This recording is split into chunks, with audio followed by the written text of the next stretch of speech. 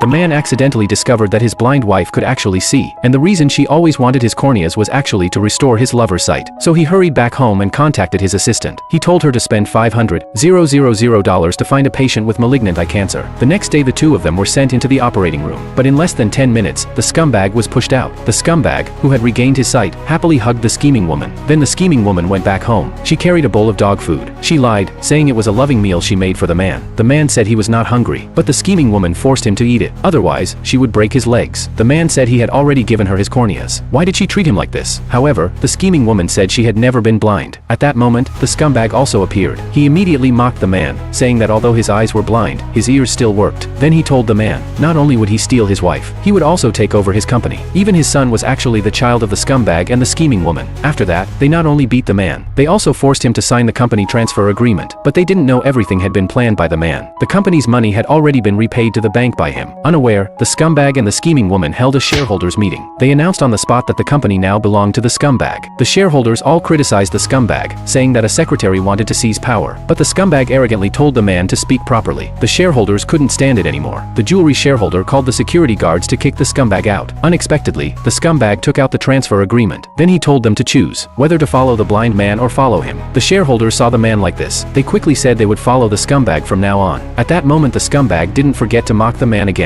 The scheming woman even told the man, not only would they sell the company, they would also make him bear a huge debt. Unexpectedly, the man wasn't nervous. Instead, he laughed loudly. The scheming woman thought the man had gone crazy, unable to accept reality. The shareholders also whispered among themselves. The scumbag wanted to teach the man a lesson, but unexpectedly, the man blocked him. Then the man removed his bandages. The scumbag finally realized the man had never been blind. At that moment, creditors came to demand money from the man. The man admitted the company indeed owed them $30 million. The scumbag quickly told them to trouble the man. However, the man said that now the company already belonged to the scumbag, but they didn't believe him. The man hurried to show the transfer agreement to the creditors, but the scheming woman said the debts were from before, and the scumbag said he had only taken over the company that day. Unexpectedly, the man said he wanted to repay the debt, but he was no longer in charge. The creditors signaled their men to watch the scumbag. Then they said either repay the money or break both his legs. The scumbag quickly told the finance department to raise the money, but he was told there were only $250 in the account. The creditors became furious and gave the scumbag a beating.